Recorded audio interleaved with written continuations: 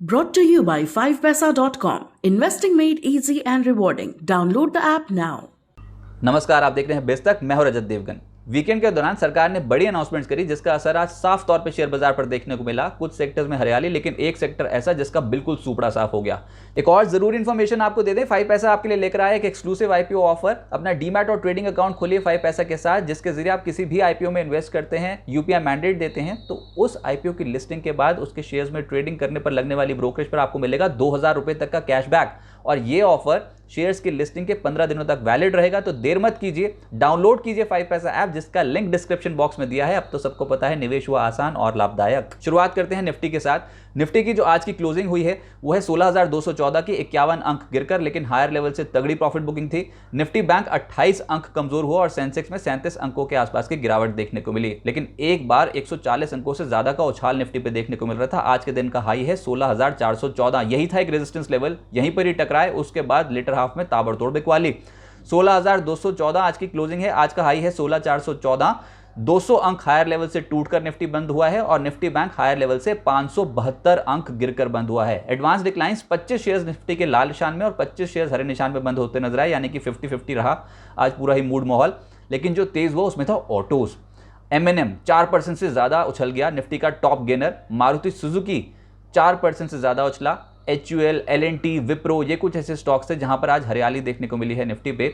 लेकिन लूजर्स में आज आप मेटल्स को पाएंगे और क्या जबरदस्त पिटाई देखने को मिली है मेटल स्टॉक्स में। JSW स्टील 13% से ज्यादा लुढ़क गया, टाटा स्टील 12% से ज्यादा लुढ़क गया। डिविस लैब्स नतीजे आए लेकिन कंपनी ने कुछ भी आउटलुक नहीं दिया और उसके कारण इस स्टॉक में आज लगभग 10% की गिरावट देखने को मिली है। ONGC, हिंडाल्को जैसे स्टॉक्स आज के सत्र में धड़ाम हुए। बढ़ती महंगाई के खिलाफ सरकार ने मोर्चा खोल दिया और वीकेंड के दौरान जो जबरदस्त अनाउंसमेंट्स आई उसमें पहला था पेट्रोल और डीजल पर एक्साइज कट। पेट्रोल पर एक्साइज ड्यूटी 8 रुपये प्रति लीटर घटा दी गई, डीजल पर एक्साइज ड्यूटी 6 रुपये प्रति लीटर घटा दी गई। आम आदमी को एक बड़ी राहत मिली। हाल फिलहाल में पेट्रोल और डीजल की कीमतें लगातार बढ़ती चली जा रही थी, अब कहीं ना कहीं लगाम लगेगी और पेट्रोल के दाम 9.5 रुपये और डीजल के दाम 7 रुपये प्रति लीटर घटने का अनुमान है। और मेजरली बहुत सारी स्टेट्स ने ऑलरेडी अनाउंसमेंट्स करनी शुरू कर दी हैं, कुछ दाम ऑलरेडी कम हो गए हैं। सरकार पर इससे सालाना 1 लाख करोड़ रुपए का अतिरिक्त बोझ पड़ेगा। लेकिन एक बड़ा सेक्टर जो आज रडार पर आ गया वो था मेटल्स। आज मेटल स्टॉक्स की जोरदार पिटाई हुई है और वीकेंड के दौरान जो वित्त मंत्री ने अनाउंसमेंट की स्टील सेक्टर के लिए, उसका खामियाजा आज मेटल एज अ पूरे ग्रुप को देखने को मिला। जबरदस्त प्रॉफिट बुकिंग के बीच आ गए। पहले तो जो अनाउंसमेंट्स हुई हैं वो आप देखिए। एक्सपोर्ट ड्यूटी स्ट्रक्चर में बदलाव हुआ है। आयरन ओर की जो एक्सपोर्ट ड्यूटी है वो 30% से बढ़ाकर 50% कर दी गई। आयरन ओर पैलेट्स पर एक्सपोर्ट ड्यूटी 0% से बढ़ाकर 45% कर दी गई। स्टील इंटरमीडियरीज यानी कि फ्लैट रोल बार्स और रॉड्स पर एक्सपोर्ट ड्यूटी 0% से बढ़ाकर 15% कर दी गई। आपको याद होगा हाल फिलहाल में गेहूं के एक्सपोर्ट पर सरकार ने रोक लगाई थी और अब स्टील की कीमतों को कंट्रोल करने के लिए और अवेलेबिलिटी बढ़ाने के लिए, डोमेस्टिक अवेलेबिलिटी बढ़ाने के लिए सरकार ने एक कड़ा कदम उठाया है। भारत से कितना स्टील एक्सपोर्ट होता है ये आंकड़े भी देख लीजिए आप, और आंकड़े ये बता रहे हैं कि FY21 से FY22 को अगर देखोगे तो इजाफा ही हुआ है एक्सपोर्ट में। FY21 में जहां स्टील एक्सपोर्ट 10.8 मिलियन टन था वो बढ़कर FY22 में 13.5 मिलियन टन हो गया। भारत में जो स्टील का घरेलू खपत है यानी कि डोमेस्टिक कंजम्पशन, उसमें भी इजाफा है। FY21 में जहां 94 मिलियन टन की घरेलू खपत थी, FY22 में डोमेस्टिक कंजम्पशन बढ़कर हो गई 106 मिलियन टन। FY22 के एक्सपोर्ट आंकड़े ये बताते हैं कि देश से आयरन ओर जो एक्सपोर्ट हुआ है वो है 15.3 मिलियन टन और आयरन और पैलेट्स का जो एक्सपोर्ट हुआ है वो है 11 मिलियन टन। कुछ और बड़ी अनाउंसमेंट जो वित्त मंत्री ने की उसमें इंपोर्ट ड्यूटी स्ट्रक्चर में भी बदलाव हुआ। फेरोनिकल, कोकिंग कोल, PCI कोल, इनकी इंपोर्ट ड्यूटी 2.5% से घटाकर 0% कर दी गई। कोक, सेमी कोक की इंपोर्ट ड्यूटी 5% से घटाकर 0% कर दी गई। अब ऑब्वियसली जो पूरे स्टेप्स उठाए गए हैं ये बढ़ती स्टील की कीमतों को कंट्रोल में करने के लिए उठाए गए हैं, क्योंकि हाल फिलहाल में जो सबसे बड़ी डेवलपमेंट हुई थी वो रूस और यूक्रेन के चलते भी थी। ग्लोबल मेटल प्राइसेस में एकदम से जंप देखने को मिला था और महंगाई आउट ऑफ कंट्रोल हो रही है।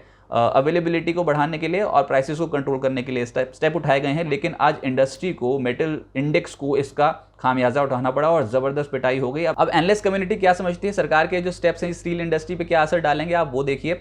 सबसे पहले तो स्टील कीमतें जो हैं घरेलू बाजार में वो कम होती हुई नजर आएंगी। अंदाजा ये है कि 5,000 से 7,000 रुपए एबिटा पर टन तक गिरावट रहने का अनुमान है, यानी कि कंपनियों के ऑपरेटिंग फ्रंट पे नतीजों पे अब सवाल उठ गया है। Tata steel, JSW steel, JSPL की 15 से 20% आय जो होती है वो एक्सपोर्ट के जरिए होती है। एक्सपोर्ट ड्यूटी लगने से कंपनियों के मुनाफे पर एक तगड़ा असर पड़ सकता है। बड़े ब्रोकिंग हाउसेज ने टारगेट्स रिवाइज कर दिए, डाउनग्रेड कर दिया है, और बड़े डाउनग्रेड्स आए हैं आज के सत्र में स्टील सेक्टर को लेकर, मेटल सेक्टर को लेकर। सबसे बड़ा डाउनग्रेड तो सीएलएसए ने कर दिया था। बाजार खुलने से पहले एक रिपोर्ट आ गई थी सीएलएसए की जिसमें उन्होंने बड़े डाउनग्रेड्स किए थे आज मेजर कंपनियों के लिए, जिसमें टाटा स्टील सीएलएसए की बाय रेटिंग से घटाकर उन्होंने अंडर परफॉर्म रेटिंग कर दी। टाटा स्टील पर जो लक्ष्य है वो 1645 से घटाकर 1120 रुपये प्रति शेयर कर दिया।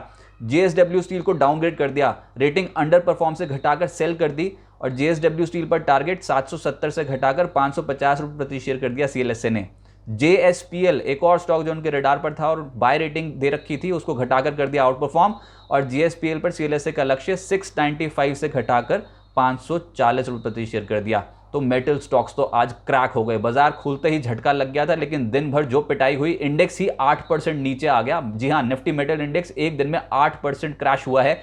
जेएसपीएल 17.5% टूटा है ये स्टॉक। जेएसएल हिसार 15% से ज्यादा टूटा। जेएसडब्ल्यू स्टील 13% का गोता लगा गया। टाटा स्टील 12% से ज्यादा टूट गया। एनएमडीसी क्रैश हुआ, लगभग 12% यहां पर गिरावट देखने को मिली, और स्टील अथॉरिटी सुपड़ा साफ 10% से ज्यादा ये स्टॉक टूटता हुआ नजर आया। तो बहुत भयंकर बिकवाली आज के सत्र में मेटल स्टॉक्स पे देखने को मिली है।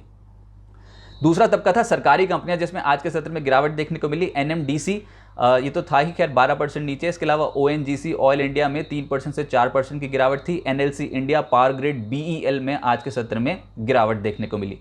तेल गैस शेयर्स, जिसमें एजिस केमिकल इस इंडेक्स का हिस्सा है, 4% से ज़्यादा लुढ़क गया। ONGC, Gujarat gas, oil India, GSPL जैसे स्टॉक्स 3% से 4% धड़ाम हुए। एचपीसीएल, आईजीएल, गेल, रिलायंस यहाँ पर भी 0.1% से 2.25% की गिरावट देखने को मिली। एक और सेक्टर जहाँ पर दबाव देखने को मिला वो था फार्मा, जिसमें डिविस लैब्स कंपनी के नतीजे तो ठीक थे, लेकिन कंपनी ने आउटलुक गाइडेंस शेयर नहीं किया, उसके कारण शेयर में पिटाई देखने को मिली। 9.5% से 10% लुढ़क गया। Lupin, gland pharma, Torrent pharma 2% से 3% ये स्टॉक टूटे। एबॉट, इप्का लैब्स 1% से 1.5% कमजोर हुए। एक सेक्टर जो तेज हो गया वो था ऑटो, और एक्सपेक्टेशन भी यही थी कि ऑटोज में आज जबरदस्त खरीदारी हो सकती है, क्योंकि पेट्रोल और डीजल पे एक्साइज कट, यानी कि पेट्रोल और डीजल कीमतें कम होने का सीधा बेनिफिट उठाएंगी ऑटो कंपनियां। अशोक लेलैंड का नंबर आ गया, 4 से 5% की छलांग इंट्राडे में देखने को मिल रही थी स्टॉक में। एमएनएम 4% उछला, मारुति सुजुकी 4% उछला, Bharat Forge, TVS Motor, Hero MotoCorp जैसे स्टॉक 1.25% से 2% चढ़ गए। आईटी, बहुत समय बाद देखा है कि इन स्टॉक्स में लोअर एंड से फिर से खरीदारी बनी हो। एलएनटी इन्फोटेक 2.5% ऊपर था। एमफेसिस, माइंडट्री लगभग 2.5% ऊपर। कोफोर्ज, विप्रो, टेक महिंद्रा 1% से 0.25% की तेजी शो कर रहे थे। कंज्यूमर ड्यूरेबल्स आज के सत्र में कजारिया, जो कि कंज्यूमर गुड स्टॉक है, यहाँ पर लगभग 4% का उछाल था। Voltas, Dixon, Blue Star, Whirlpool, Havells ये कुछ ऐसे स्टॉक्स थे जहाँ पर 1.5% से 2% आज के दिन में छलांग लगी है। एफएनओ गेनर्स में आज आप पाएंगे कॉनकॉर को। सुबह से ही ट्रेडिंग इंटरेस्ट बहुत स्ट्रांग था और कुल मिलाकर आज के दिन का रिटर्न आया 4.5% गिरते बाजार में। एमएनएम में 4% का रिटर्न था। अशोक लेलैंड 4% ज़्यादा चढ़ा। मारुति ये भी 4% चढ़ा, और जीएनएफसी 4% की तेजी यहां पर देखने को मिली। एफएनओ लूजर्स में अगर आप देखेंगे तो आज सिर्फ मेटल्स ही आपको दिखाई देंगे, और जो डबल डिजिट नेगेटिव रिटर्न्स आज के सत्र में आए हैं उनकी वजह से आज एफएनओ लूजर्स में टॉप पायदान पे सारे मेटल स्टॉक्स हैं। मिड कैप गेनर्स में पहले नंबर पे आया सीक्वेंट साइंटिफिक, 14.5% ऊपर बंद हुआ है। वीआरएल लॉजिस्टिक्स 10% चढ़ गया। एप्कोटेक्स इंडस्ट्रीज लगभग 10% ऊपर चढ़ा। We mart 0.8%। पेटीएम घाटे की फिगर तो पोस्ट करी, लेकिन शेयर में रिटर्न पॉजिटिव आ गए, 0.8% ये चढ़ गया। नीलकमल, वेल्सपन एंटरप्राइजेस, किर्लोस्कर लगभग 7% से 7.5% ऊपर बंद हुए हैं। मयूर यूनिकोटर्स, महिंद्रा लाइफस्पेस 6% से ज़्यादा चढ़ते हुए नजर आए, और ITD Cementation, MTAR Tech, Kochi Shipyard ये कुछ ऐसे स्टॉक्स थे जहां पर लगभग 6% का रिटर्न मिला। जेएसडब्ल्यू एनर्जी, महिंद्रा लॉजिस्टिक्स और अदानी पावर भी 5% से 5.5% मजबूत हुए। अब आईपीओ अपडेट, जिसमें ई मुद्रा का आईपीओ कल बंद होने जा रहा है। डिजिटल साइंस सर्टिफिकेशन के कारोबार में है कंपनी, 413 करोड़ रुपए जुटाना चाहती है, और अभी फिलहाल 0.95 टाइम्स सब्सक्राइब हो चुका है, बस फुली सब्सक्राइब होने के कगार पर है। 243 से 256 रुपए का प्राइस बैंड रखा गया है। एथर इंडस्ट्रीज का आईपीओ कल से खुलने जा रहा है। स्पेशलिटी केमिकल कारोबार में है कंपनी। इशू की अवधि होगी 24 मई से 26 मई। प्राइस बैंड 610 से 642 रुपये प्रति शेयर का तय किया गया है। इशू साइज जो है वो 808 करोड़ रुपए। अब आगे क्या होगा देखिए, कल इंपॉर्टेंट तो यही है कि आईपीओ मार्केट पे डिलीवरी और साथ साथ वीनस पाइप्स के आईपीओ की लिस्टिंग होने जा रही है। वीनस पाइप्स इनफैक्ट बहुत ही छोटा इशू था, लेकिन इंटरेस्ट बहुत ज़्यादा था इस स्टॉक इस आईपीओ को लेकर, तो देखना होगा क्या लिस्टिंग होती है। लेकिन ग्रे मार्केट बता रहा है कि हो सकता है कि 40 से 45 रुपये प्रीमियम पे ये लिस्ट होता हुआ नजर आए। इस हफ्ते मई वायदा सीरीज की एक्सपायरी है, तो हम तो ये एक्सपेक्ट कर रहे थे कि वोलेटाइल मूवमेंट्स देखने को मिलेगी, लेकिन हाँ आज बाजार पे अगर ये मेटल इंडेक्स ना टूटा होता ना तो ज़बरदस्त तेज़ी की उम्मीद बाजार पे बन गई थी, क्योंकि पेट्रोल और डीजल पे एक्साइज कट बहुत बड़ी अनाउंसमेंट थी और ये जो अनाउंसमेंट थी ये आरबीआई को भी सपोर्ट करेगी। हो सकता है कि इंटरेस्ट रेट डिसीजन जो वो लेना चाहते थे एग्रेसिव तरीके से, उतने एग्रेसिव तरीके से ना लें, पर आज मेटल्स ने मूड माहौल खराब कर दिया बिल्कुल। 16,400 से 16,414 ये बहुत इंपॉर्टेंट एक स्टिफ रेजिस्टेंस जोन बन गया और आज तो वो प्रूव हो गया, क्योंकि जैसे इस जोन पे पहुंचे वैसे ही ऊपरी स्तरों पर हल्के हो गए और ट्रेडर्स ने एकदम से पोजीशन छोड़ दी जो तेजी की थी।